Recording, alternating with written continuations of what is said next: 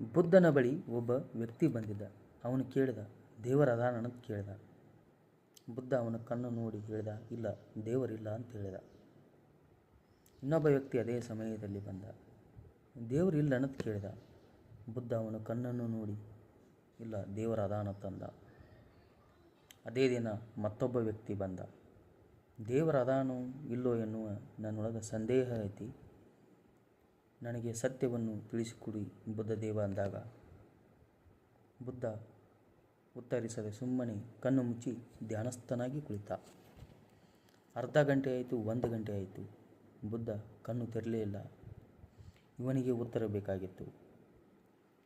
ಇವನು ಅಲ್ಲೇ ಕುಳಿತಿದ್ದ. ಆ ಬುದ್ಧ ಕುಳಿತಿರುವ ಧ್ಯಾನಸ್ಥ ಸ್ಥಿತಿಯನ್ನು ನೋಡಿ ತಾನು ಕಣ್ಣು ಮುಚ್ಚಿ ಧ್ಯಾನಕ್ಕೆ ಕುಳಿತುಕೊಂಡ.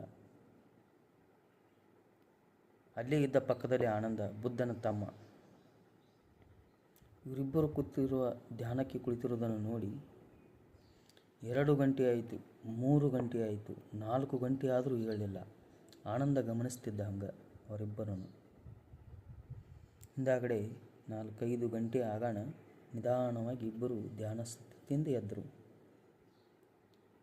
ಅವನು ಉತ್ತರ ಸತ್ಯವನ್ನು ತಿಳ್ಕೊಳಕ್ಕೆ ಬಂದಿದ್ದಲ್ಲ, ಅವನು ಅಂದ ಬುದ್ಧನಿಗೆ, ನನಗೆ ಈಗ ಸತ್ಯ ಅರ್ಥ ಆಯಿತು ತಂದ ಅವನಿಗೆ ಕೈ ಮುಗಿದು ಹೋಗಿಬಿಟ್ಟ.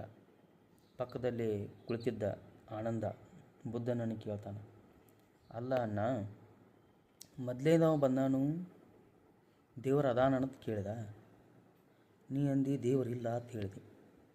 ಎರಡನೇದವನು ಬಂದ, ದೇವ್ರು ಇಲ್ಲ ಅನ್ನೋದು ಕೇಳಿದ, ನೀ ದೇವ್ರ ಅದಾನ ಅಂತಂದು.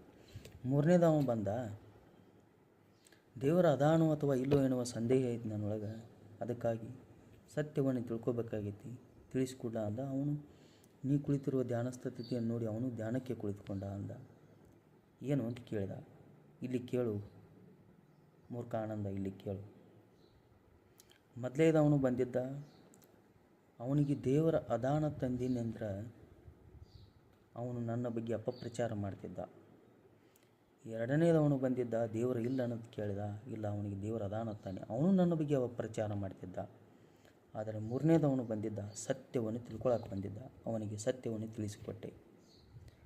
ಆನಂದ, ನಿನ್ನಂಥ ಶತಮೂರ್ಖ,